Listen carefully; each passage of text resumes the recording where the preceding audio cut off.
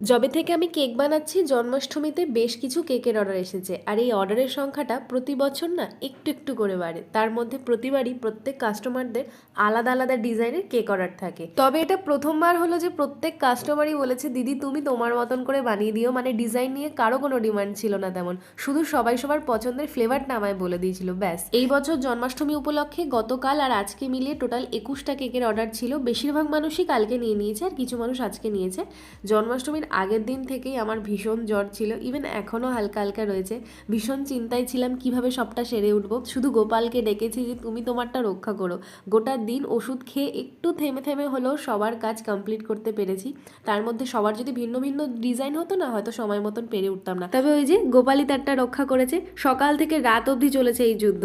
আর দীপিকা প্রাণ ঘোলাতে এইবার গোপালের জন্য এই ডিজাইনেরই কেক তৈরি হয়েছে। সামান্য কালার কম্বিনেশনটা একটু চেঞ্জ করা হয়েছিল জাস্ট কয়েকটা কেকে।